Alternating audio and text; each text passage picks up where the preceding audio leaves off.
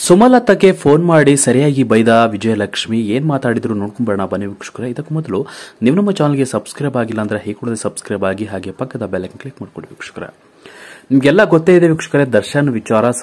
ದರ್ಶನ್ ಅವರು ಇದೀಗ ಜೈಲಿನಲ್ಲಿ ಸೆರೆವಾಸವನ್ನ ಅನುಭವಿಸ್ತಾ ಇದ್ದಾರೆ. ದರ್ಶನ್ ಅವರನ್ನ ನೋಡ್ಲಿಕ್ಕೆ ಹಲವಾರು ಸೆಲೆಬ್ರಿಟಿಗಳು ಬರ್ತಾ ಇದ್ದಾರೆ. ಆದ್ರೆ ಇವತ್ತಿಗೂ ಕೂಡ ಸುಮಲತಾ ಅವರು ಬಂದಿಲ್ಲ. ಕಾರಣ ಕೇಳಿದ್ರೆ ನಿಜಕ್ಕೂ ಬೇಸರ ಆಗುತ್ತೆ ವೀಕ್ಷಕರೇ. ದರ್ಶನ್ ಅವರನ್ನ ಮೊದಲಿಗೆ ಅವರು ತಾಯಿ ಸ್ಥಾನವನ್ನ ಕೊಟ್ಟಿದ್ದರು. ಆದ್ರೆ ಅವರು ಅಷ್ಟು ಪ್ರೀತಿಯಾಗಿ ಅವರು ಎಲೆಕ್ಷನ್ ರಾಜಕೀಯ ವಿಚಾರದಲ್ಲೂ ಕೂಡ ದರ್ಶನ್ ತುಂಬಾ ಸಪೋರ್ಟ್ ಮಾಡಿದ್ರು. ಆದ್ರೆ ಇವತ್ತು ದರ್ಶನ್ ಅವರ ವಿಚಾರಕ್ಕೆ ಸಂಬಂಧಪಟ್ಟಂತೆ ಒಂದೇ ಒಂದು ಪ್ರತಿಕ್ರಿಯೆ ಕೊಡ್ಲೇ ಇಲ್ಲ. ಆದ್ರೆ ಕೊನೆಗೆ ಒಂದೇ ಒಂದು ಪ್ರತಿಕ್ರಿಯೆ ಕೊಟ್ಟಿದ್ರು. ಆದ್ರೆ ಇವತ್ತಿಗೂ ಆ ದರ್ಶನ್ ಅವರನ್ನ ನೋಡ್ಲಿಕ್ಕೆ, ಇವತ್ತಿಗೂ ಆ ಪರಪ್ಪರ ಜೈಲಿನಲ್ಲಿ ಇರುವಂತಹ ದರ್ಶನ್ ಅವರನ್ನ ನೋಡ್ಲಿಕ್ಕೆ ಹೋಗೇ ಇಲ್ಲ ವೀಕ್ಷಕರ.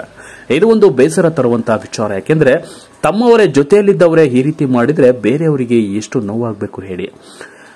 ಕಷ್ಟದಲ್ಲಿರುವವರನ್ನ ಬಳಸ್ಕೊಂಡಂತಹ ದರ್ಶನ್ ಅವರನ್ನ ಇದೀಗ ಕಷ್ಟದಲ್ಲಿ ಕುಳಿತಿರುವ ದರ್ಶನ್ ಇದೀಗ ಅವರ ಕಷ್ಟವನ್ನ ನೋಡ್ಲಿಕ್ಕೆ ಯಾರು ಹೋಗ್ತಿಲ್ಲ.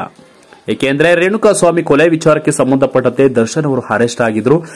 ಈ ಒಂದು ಯಾರೇ ತಪ್ಪು ಮಾಡಲಿ, ಆಕಸ್ಮಿಕ ತಪ್ಪು ಮಾಡಿರಬಹುದು, ಹಾಗೆ ಯಾವುದೋ ಹಚಾತುರ್ಯ ನಡೆದಿರಬಹುದು. ಆದ್ರೆ ಹಿಂದೆ ಮಾಡಿದಂತಹ ದರ್ಶನ್ ಸಹಾಯವನ್ನ ಮರೆತು ಅವರು ದರ್ಶನ್ ಅವರು ಕಷ್ಟದಲ್ಲಿದ್ರು ಕೂಡ ಇವತ್ತಿಗೂ ಕೂಡ ಅವರನ್ನ ಮುಖ ನೋಡ್ಲಿಕ್ಕೆ ಹೋಗ್ಲಿಲ್ಲ ಸುಮಲತಾ ಅವರು.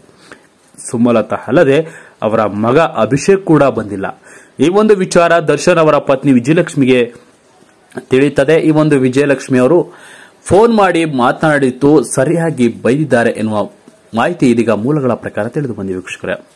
ನಮ್ಮ ಯಜಮಾನರು ನಿಮ್ಮನ್ನ ಅಮ್ಮ ಸ್ಥಾನ ಕೊಟ್ಟಿದ್ರು, ಅಮ್ಮ ಎಂತ ಎಲ್ಲರೂ ಕೂಡ ನಿಮ್ಮ ಹಿಂದೆ ಬೀಳ್ತಾ ಇದ್ರು. ಆದ್ರೆ ಇವತ್ತು ಅವರ ಮುಖವನ್ನ ನೋಡ್ಲಿಕ್ಕೆ ಹೋಗಿಲ್ವಲ್ಲ ಅಂತ ಸರಿಯಾಗಿ ಬೈದಿದ್ದಾರಂತೆ.